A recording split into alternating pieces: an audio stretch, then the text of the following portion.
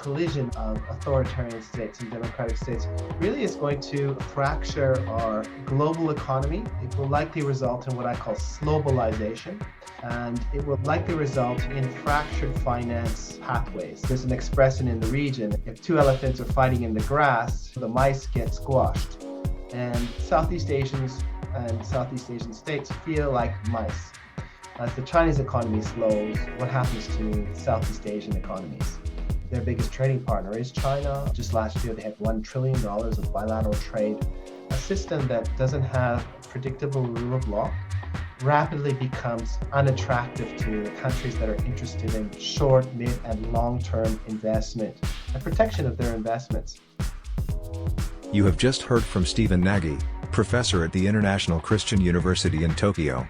Our discussion is based on Stephen's latest edited volume, Southeast Asia and the Indo-Pacific Construct. So let us dive right in. Good evening from Tokyo. Welcome, Stephen Nagy, who's a professor at ICU here in Tokyo. We made the topic your most recently edited volume, which is Southeast Asia and the Indo-Pacific Construct. So we'll have a geopolitical discussion, more so than a finance discussion. But a few years ago, one would have said the world is really flat and you can do your business anywhere. You just need to optimize the supply chain. And clearly that world has changed.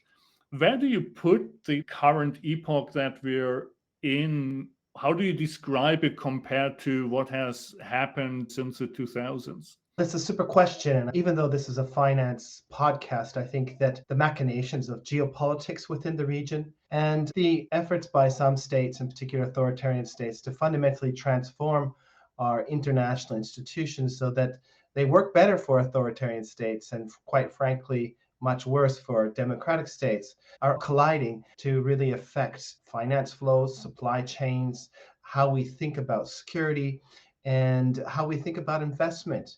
And that technology, geopolitics, and the collision of authoritarian states and democratic states really is going to fracture our global economy. It will likely result in what I call globalization, and it will likely result in fractured finance pathways. And I think that this is going to be a challenging place for businesses that focus on finance. You're talking about the Indo-Pacific construct, and maybe we should start with the definition of what that is. The Indo-Pacific construct really came out of the brainchild of the late Prime Minister Shinzo Abe.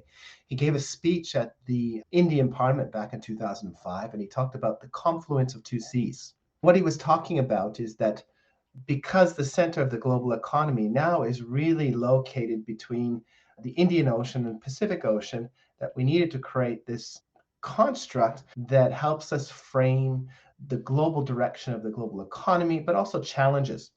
So within this Indo-Pacific region that stretches from the east coast of Africa, really all the way to North America and down to South America, includes Australia, India, of course, Southeast Asia. This is where the biggest number of consumers are emerging. This is where middle classes are emerging. This is where new technologies are going to develop. And this is where conflict is likely to emerge.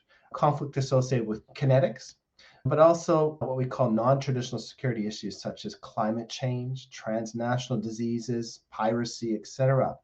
The challenge with this Indo-Pacific region that we're thinking about is that it really has a paucity of institutions. And let me illustrate. Europe and the EU has many institutions. It has the European Parliament, it has, of course, strong governments, it has the European Commission. And this all creates a lattice work of institutions that stabilize the region's economy and allows it to deal with challenges such as Russia's invasion of Ukraine or financial crises in Greece and Italy, or even dealing with things like the COVID crisis. But the region that we live in, this Indo-Pacific, doesn't have shared institutions, which means how we solve problems is really challenging. Countries like Japan, Canada, Germany, the United States, Australia, India, the ASEAN countries are all thinking about how they can slowly build institutions in the region so that they can deal with these challenges, stabilize the region, but also create the conditions for further economic synergies and prosperity.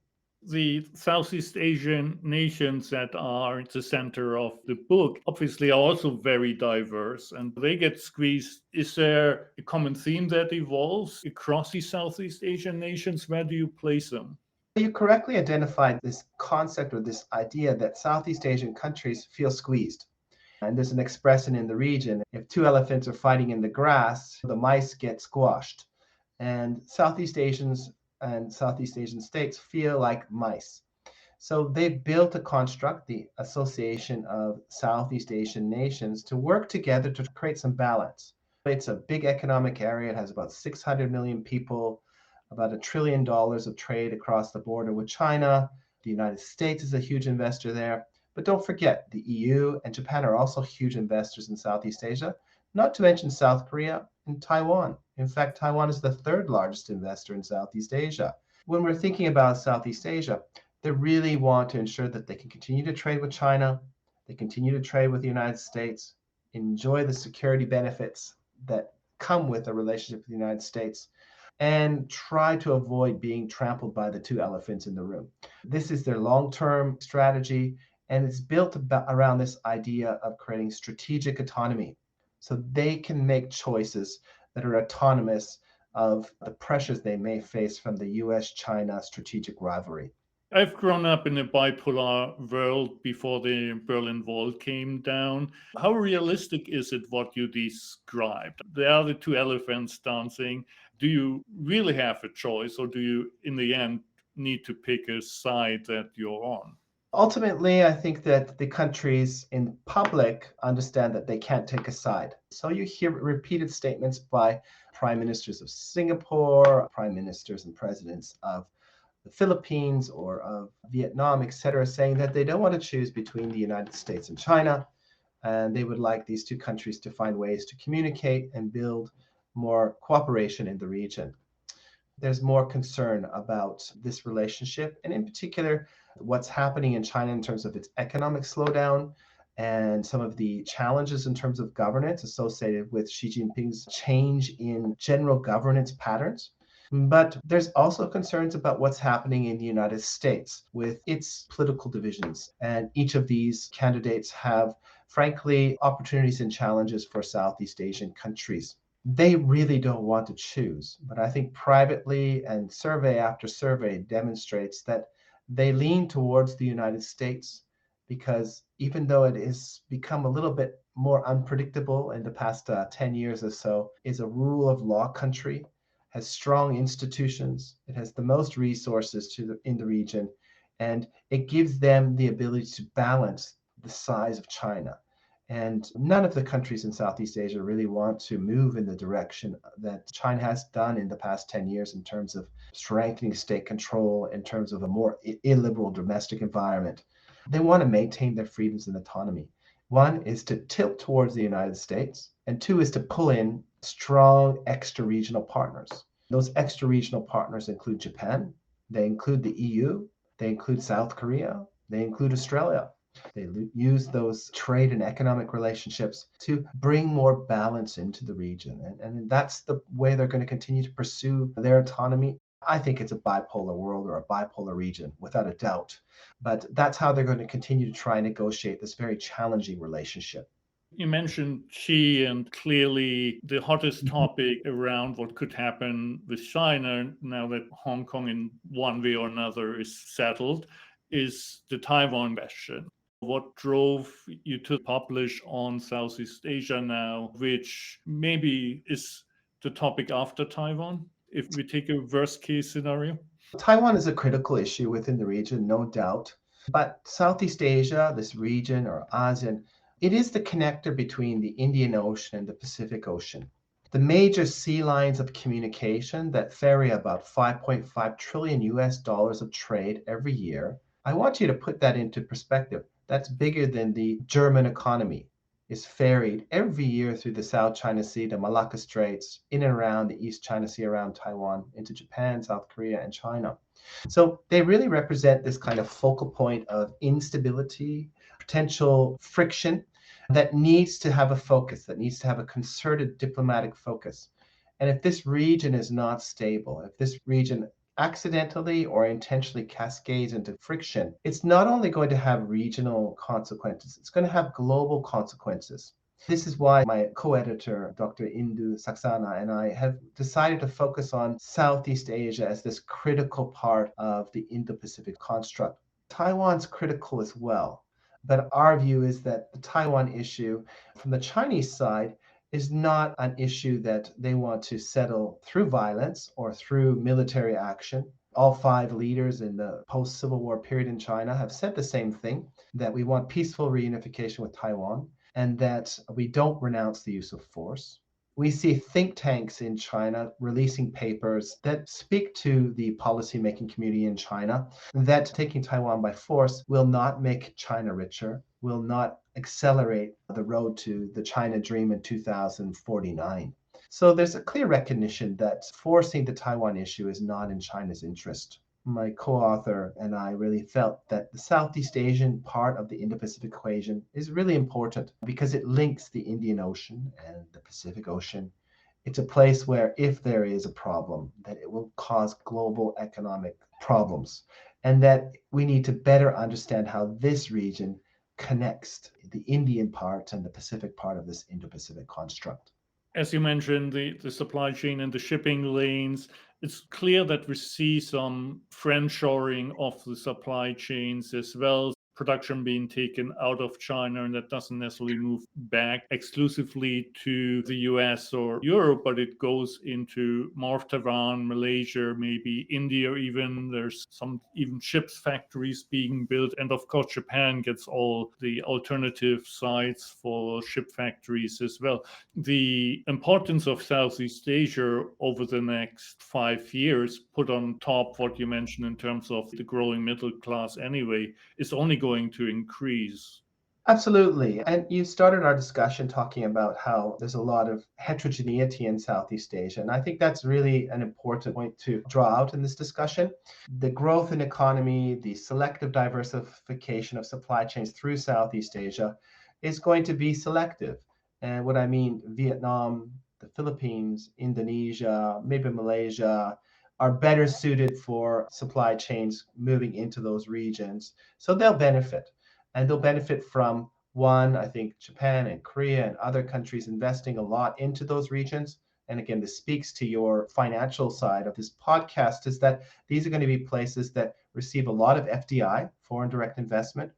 They're going to receive a lot of ODA, overseas development assistance. And we're going to see new markets open up, new markets for investment, but investment not only into these regions, but we'll see growing number of investors coming out from these regions. So I think it's a region to watch. I think it's also important to think that it's not only the Japanese and the Australians and Americans and Canadians that are relocating some of their supply chains there. It's also the Chinese. The Chinese are leaving because the domestic environment is becoming less conducive to making money. And of course, under Xi Jinping, the Marxist-Leninist tilt is making business in China less attractive. I want to borrow a friend of mine's phrase, Carlo Dade from the Canada West Foundation. He says, you may want to run away from China, but you know what? You're going to run right back into China. And I think that Japan, South Korea, all these other countries that are diversifying some of their supply chains to Southeast Asia, guess what? Some of their suppliers and partners are Chinese.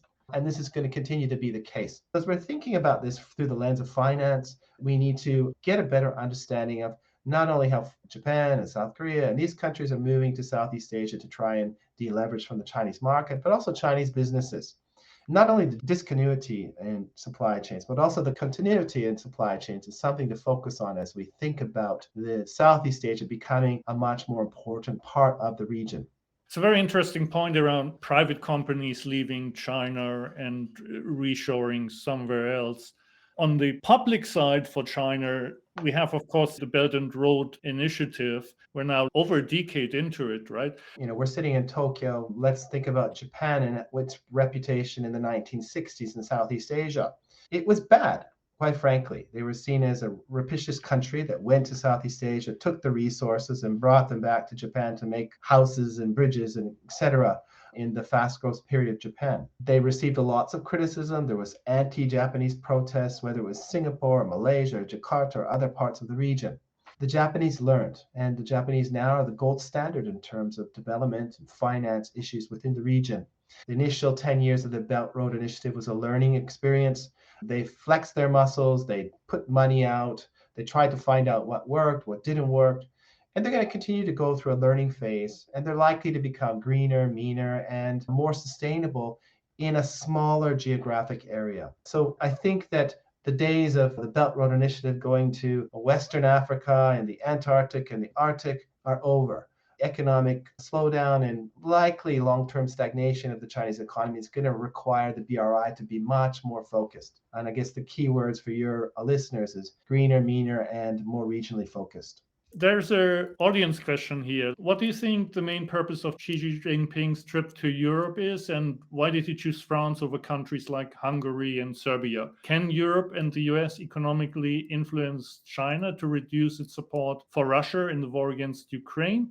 And what are the consequences for the EU and the US themselves? Hungary and Serbia already have strong relations with Xi Jinping and China. I was just in Hungary actually last month, and there's not the anxieties in Hungary that I think other countries have about China.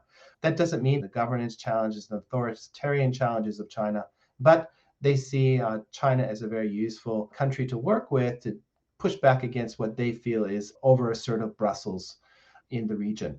Now, why France? I think it's quite simple. China would like to pull apart the United States alliance system that does include France, that does include Germany. And by providing economic inducements to France, and just last week, Chancellor Scholz was in China as well, providing economic inducements to the Germans as well, it creates a division. How aligned will they be with the United States on issues related to China? I'm going to quote some German colleagues I spoke to recently. They said it quite frankly. There's no division between the United States and Germany and France on Russia. On the Chinese question, there's a little bit more space. But when it comes to human rights, when it comes to Taiwan, when it comes to pushing back against authoritarianism, especially as China indirectly supports Russia's war machine and its war on Ukraine, that the Europeans need to be aligned with the Americans. In that sense, whatever Xi can do to weaken that alliance or pull it apart is the raison d'etre for Xi to visit France. On the last question, can Europe and the US economically influence China to reduce its support for Russia? At this stage, I don't think so. And I encourage you to think about this from the Chinese standpoint. They look at Russia and they look at the war on Ukraine through the lens of instability. They know Mr. Putin. Xi Jinping has met Mr. Putin over 40 times. They have a shared worldview. They despise, I think, US influence in international institutions and financial institutions, and they want to break that down. The Chinese also understand that if Mr. Putin loses this war, or he suddenly disappears, the next leader in Moscow is going to be more nationalistic, maybe more prone to war, or Russia could split up into different sections, a little bit like we saw in the post-Soviet period. And this means instability. It means economic instability. It means energy instability. It also potentially means that this fractured post-Putin Russia could have nukes throughout the region that aren't controlled in the way they are now. So China's priority actually is to try and end this conflict as soon as possible. They would like Putin to stay in power because he's predictable, and they want to stabilize the global economy and their regional relations so they can get back to business, because their biggest concern is economic stability at home, trying to generate jobs for the youth. The youth unemployment's at 25% now, to try and get the real estate market going, and to try and find ways again to stabilize a stagnating economy. Since we are on the Ukraine topic now, I think even if you look at some of the early speeches that Xi made when he came to power, he talked frequently about the decline of the US and the decline of the West. And if anything, the Ukraine war has pulled the West closer together. Do you think there is something in China that sees it similarly in terms of this recovery of the Western alliance that has been under pressure? There was a lot of talk within China about the East is rising and the West is fading, and a real sense that China's ascent to global centrality was inevitable. Today, those speeches are few and far between.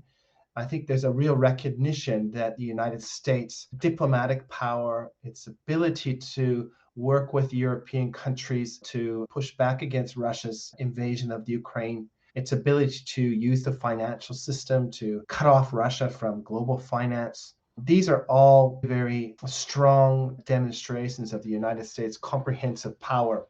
At the same time, we've seen the United States use its diplomatic power to improve relations between Japan, South Korea, and the United States based on the Camp David principles. Just last week, Prime Minister Kishida was in Washington and gave an address to Congress that signed 70 agreements to strengthen the U.S.-Japan alliance. At the same time, Prime Minister Kishida, President Biden, and President Marcos from the Philippines signed something called the Maritime Cooperative Initiative to enhance their cooperation in the South China Sea. But importantly, and I think this is really important for us to think about, it's not just maritime security. They talked about emerging technology cooperation. They talked about logistics. There's a clear recognition that the United States and its diplomatic power has to be much more than just military power. And this is how the Biden administration has really engaged at the global level, not just with regards to Russia and Europe, but also in this region. And this continues to be the case. And I think that the Chinese have learned that the United States shouldn't be counted out, that their alliance network, their ability to reshape the global economy, their independent energy, their independent food, the best in universities, and its ability to recreate itself through this kind of social destruction that we see every 5 or 10 years is something not to be underestimated. Nobody's talking about the killing of Muslims in India. Nobody's talking about the Rohingya in Myanmar anymore. And I'm using these examples because I think it demonstrates that what's happening in the United States is probably being driven partly by disinformation from our Russian and Chinese friends, perhaps our Iranian friends, and that this may not be indicative of a broader social dissatisfaction on many issues, rather something that's been inflated, that is something that we often see outside powers do with the United States because they can't actually compete with it directly because of its comprehensive power. This whole wave of misinformation. In Germany, we had Chinese spies in the right-wing parties and so on.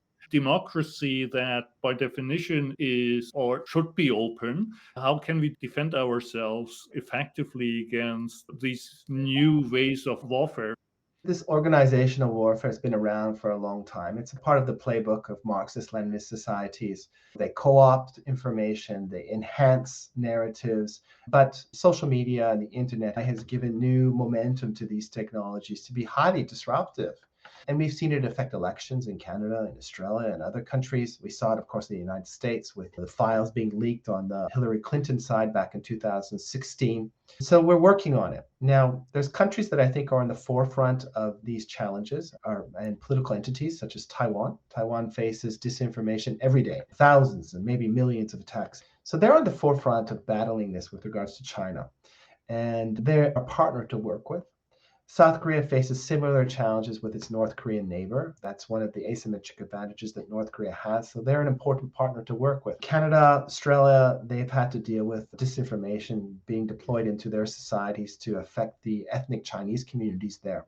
And of course, the United States. So the question is how to manage this. And we usually break it down into identifying disinformation, mitigating disinformation, and then responding to disinformation. And lastly, it's creating literacy or education campaigns in our societies so that we're better able to detect disinformation.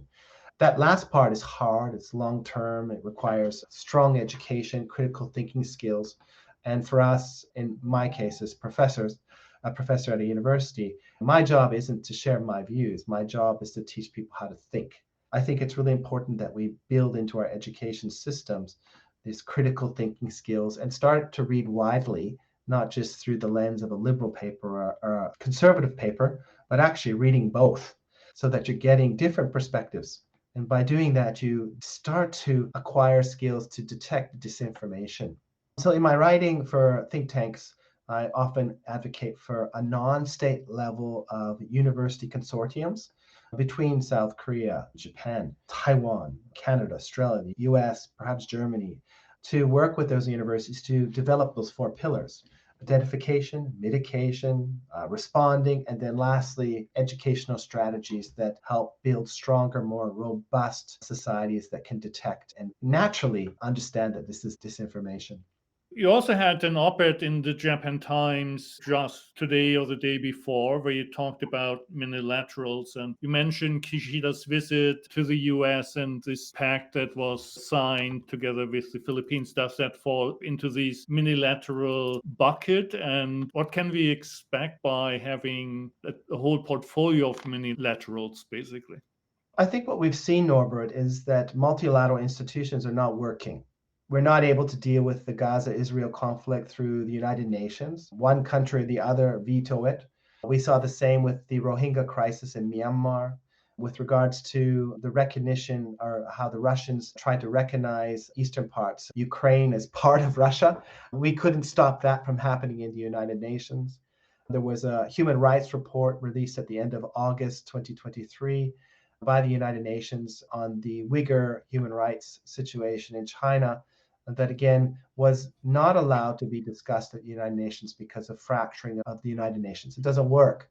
So the question is, what are ways to deal with problems? And this is why these mini-lateral relationships have emerged. So the one with the Philippines and the United States and Japan is meant to deal with some of the challenges in the South China Sea and provide some deterrence against an assertive China within the South China Sea, but also provide those public goods to help build a more robust Philippines that's able to help itself. And that's really important. How can we help the Philippines help itself? That's through infrastructure connectivity, development, helping with emerging technologies. These are the kinds of strategies that build long-term synergy in our economies and strength and sustainability in terms of being able to deal with local problems. There's other mini-laterals, like I mentioned, the South Korea, Japan, US mini-lateral. That's mostly targeting on North Korea, how to deal with weapons proliferation. The Quadrilateral Security Dialogue that you might have heard about between India, Japan, the United States, and Australia, this has multiple functions. Maritime security is one, but that's not so important. It's about providing public goods, infrastructure, connectivity, working on emerging technologies. And I think one of the biggest or most recent mini-laterals that we're talking about is AUKUS, the Australian, UK, and US agreement to, one, share a nuclear-powered submarine technology. That's pillar one. And pillar two is emerging technology cooperation. So AI, quantum computing, cybersecurity, hypersonic missiles. How do we cooperate in these areas? And that pillar two is likely to expand in terms of memberships. Foresee likely Japan, maybe Canada, maybe a few other countries will be able to contribute there because emerging technologies are seen as the technologies that's going to shape our finance scape. It's going to shape our relationship between government and citizens. It's going to shape many aspects of our future over the coming years. The world order that we live, or the institutions that we live with, have their origin post-World War II. It's never really been adopted. The United Nations still is a Security Council that has France and England on it, the UK on it.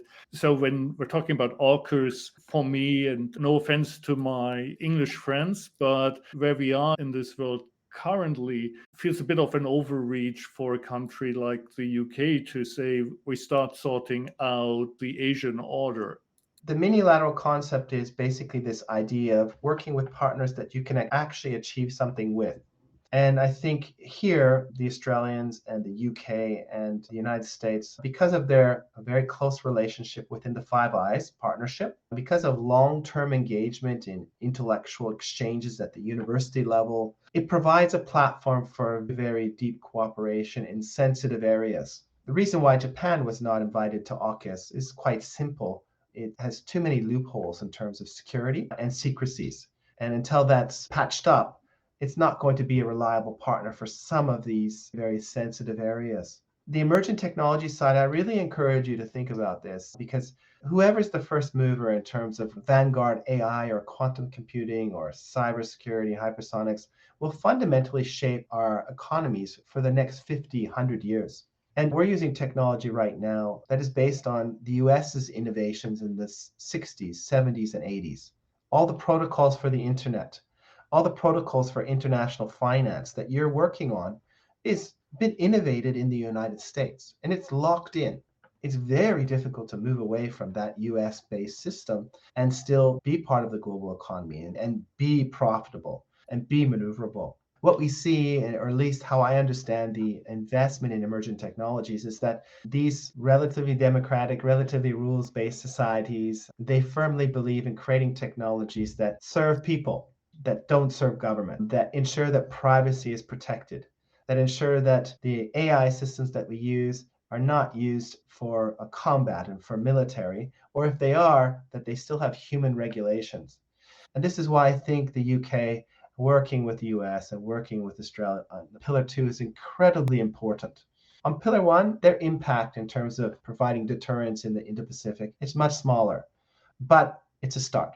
I totally agree also with your point. You want partners who can actually do something. And that's been proven with the Iranian drone attack on Israel, where I think in the end, the US probably shot down most of the drones. But the UK also immediately said they would send another aircraft carrier or so, while the Germans just said, good luck, basically. They don't have the hardware to get involved. And so I do understand the angle of, yes, you want to have partners who are actually capable of taking action.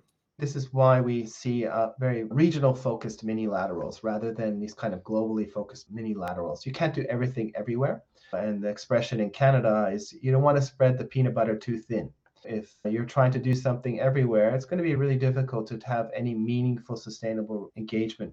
But that being said, I think different countries have comparative advantages. And you brought up Germany. Germany's comparative advantage obviously is manufacturing. It has a very high-tech industry. There is a really strong argument that it probably could form part of Pillar 2 of the AUKUS agreement. With some of the supply chain diversification strategies on semiconductors, I think there's a strong case to include the Germans in these semiconductor relocation initiatives. Each country has its comparative advantages, and I think that we don't have to all do the same thing. The trick is collectively, how does that collective cooperation add up to something sustainable and meaningful? I think that is the way to go. One last thing on this is that I think Germany is probably better situated to be one of the major actors in dealing with Russia's assertive behavior in Europe. And I'm not talking about combat, I'm talking about using its economy, its economic resources to strengthen Europe, use its diplomatic resources to coordinate policy and diplomacy, to help some of the countries that have a different view about Russia, to help them get energy. How do we help them become more reliable partners? And I think that is where Germany might be better positioned rather than investing a lot of resources in the Indo-Pacific. But that doesn't necessarily mean that they're not investing some of their diplomatic resources in that region. Let's get back to Southeast Asia and the ASEAN construct. You took Europe as a role model, saying well-developed institutions, and some might argue that they are maybe too developed and becoming too powerful. What is the path forward for ASEAN to become a little more integrated politically? This is a challenge, and I think that ASEAN's track record over the past 30 or 40 years is that they have regular meetings and the leaders know each other and they're comfortable with each other's political systems, but they can't really find any way to deal with serious political challenges within the region. The civil war in Myanmar is still going on. The Rohingya crisis is a good example. Even a code of conduct in the South China Sea hasn't been able to be secured because ASEAN is vulnerable to being fractured from external. Cambodia, Laos, Myanmar, in particular, have been influenced by Chinese money. Moving forward, where does ASEAN go? There's discussions about an ASEAN minus construct where if 5 of the ASEAN countries or 6 of the other countries agree on something, they move forward. This may be an important area. There's some discussion behind closed doors of ejecting Cambodia and Laos and Myanmar. I don't see this likely, but I think that discussion is there. As the Chinese economy slows, what happens to the Southeast Asian economies? Their biggest trading partner is China. Just last year, they had $1 trillion of bilateral trade. So what happens to China matters. They also have demographic problems. Vietnam's getting old. Thailand's getting old. Myanmar is a mess. Indonesia is young. Philippines is young, but they don't have enough good quality jobs. And this means that wages are suppressed and they're going to find it increasingly difficult to move into that middle class income state of economy, which really then creates the kind of high quality growth that we need for consumption, but also for moving really away from a sustainable economy to an economy that's actually growing. So there are a lot of challenges in this region, and I think that a linear growth model is probably not the best way to think about it. From a Japan perspective, the financials, there's been some who've been playing in Southeast Asia for a very long time. So MUFG, for example, I think they started acquiring banks in Southeast Asia around 2012. Some of them probably later. There is a bit of this consensus emerging that this is becoming a second home market, I think is a term that being used, which in theory sounds good. But as you say, the earnings power is still pretty slow. So it's still a longer term play, but it's not only the banks, it's the malls are going into Vietnam quite big and so forth. It feels like Japan, which has, of course, historically focused so much on the US, and if we're talking about the startup scene broadly in Japan, it was always a dream for many entrepreneurs to say we cracked the American market. That seems to be shifting. So is there something Japan can do even more of to build these bridges and be an accelerator for economic growth? Southeast Asia, in some ways, is in a sweet place. So the Japanese and the Chinese are competing for influence within the region, and they're both deploying FDI and ODA to try and build infrastructure. So they're getting an injection from many countries. South Korea, who's also involved in the game. Then we see United States and Australia and India working on some financing to help with infrastructure connectivity in the region. So Southeast Asia, if they play their cards right, they can get the investment from many countries and hopefully level up their economy. But leveling up their economy can't just be building infrastructure for foreign manufacturing that exports for the region and globally. They have to educate their citizens. They have to create the software that can start to work in the finance field, work in the engineering, create the indigenous economic growth and ideas and innovation that's going to speak to the people of the region. And at this stage, they're not there. This is, I think, that probably a major weakness of that part of the world is that the software isn't being produced there. The money that's being made is either through manufacturing or through property, not through the kinds of processes that South Korea and Japan did in their development process. Japan makes stuff. South Korea makes stuff. They export sophisticated technologies and also culture, but we don't see that in Southeast Asia yet. And that speaks to the level of development. When my friends go to Vietnam or Indonesia, the Philippines, I always say, go out, walk on the streets, look at the average people and see what kind of economic life they have. A lot of it is still subsistence. It's not the big spender, middle class society that I think we're accustomed to. And until these societies really start to build the software that will build the new computers or the new technologies or the new financial tools to make profit, I think that they'll be marginalized and they'll largely be takers of products rather than creators of products. We'll have to watch this. I think there's a lot of really interesting things to keep our eyes on. Look at China at the time when private enterprise was still fashionable, which doesn't seem that long ago. But you had the Ant Financial and you got Tencent who had huge portfolios and still have huge portfolios of investment in all of Asia, including South Korea, actually. If she hadn't stopped the Ant Financial IPO, for example, and let them run free, if they had done their CBDC and actually realized it, something that we talked about the yuan since the WTO accession, they could have dominated the financial system for the consumer at the very least with Alipay, WhatsApp Pay, and all the derivatives thereof. And in a way, they blew it when they shut down private enterprise. Yeah, I agree. My view is that the Chinese government has made a bet. There's a lot of parallels to the Great Leap Forward, and that didn't end very well. But the philosophy in the Great Leap Forward is that the Chinese would invest resources and mass mobilize citizens to produce steel to overcome the British in, I think, 3 or 5 years. What we're seeing now in the post-COVID economy is the Chinese government has made this kind of Great Leap Forward bet that they're going to invest a lot in the industries that they think are going to be really critical in the next 5 to 10 to 15 years. EV vehicles, batteries, solar, many environmental products. They want to corner this. And by cornering it, I think they feel that they can be the global leader in these technologies. And because they can produce them so cheaply, that we will be forced to consume them. Now, I think that they have the resources. They've done a lot of great stuff here. You should watch this space.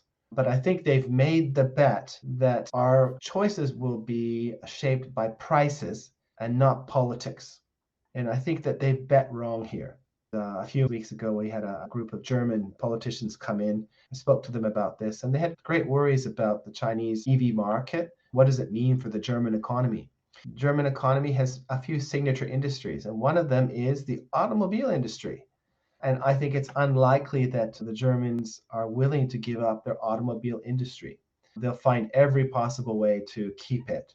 As we think about the Chinese economy, and you mentioned finance, I think that we should think about this idea of industrial policy and picking winners and investing huge resources to create monopolies that will shape the behavior of countries' consumption in the coming 10, 20, 30 years. I think their bet is partly correct. But where it's flawed is I think that they don't understand that Germans or Canadians or Americans are going to be willing to pay more over the politics. And I think that this is probably going to be a challenge for them. And it could be another great leap forward in terms of a starvation of 40, 50, 60 million people.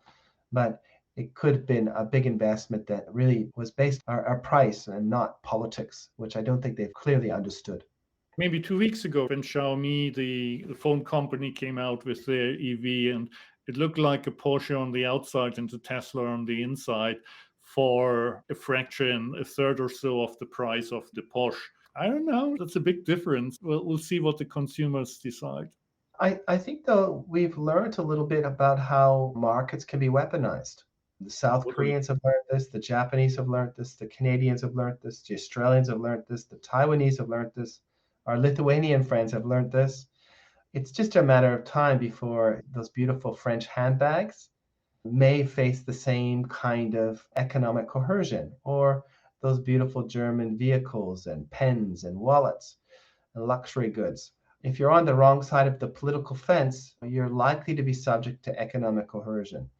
This is something that like-minded countries like Germany, like Canada, like Japan are growingly aware of. They are trying to build their industrial policies in a way that at least insulates them from this monopolization of markets, but also monopolization of resources.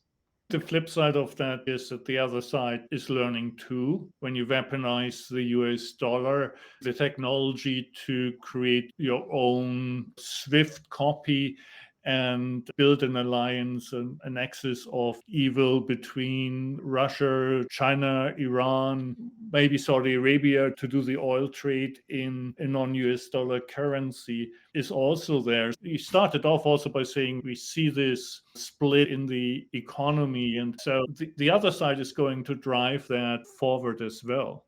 I want to bring up the example of Hong Kong.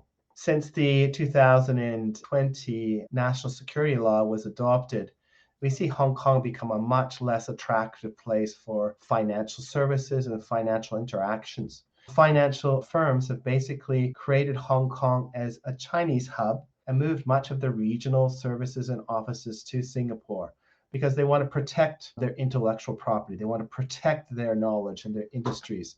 And in fact, they bifurcated their systems to ensure that if there is a problem, or if the Chinese Communist Party uses some of the recently adopted national security law to demand data, that they're protected.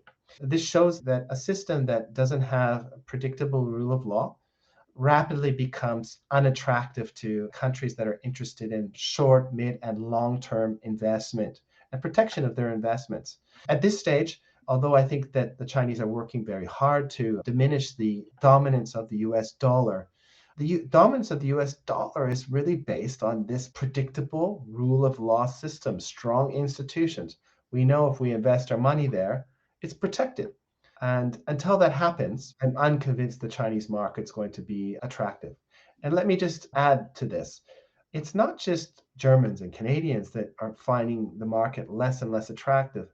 It's the Chinese citizens themselves.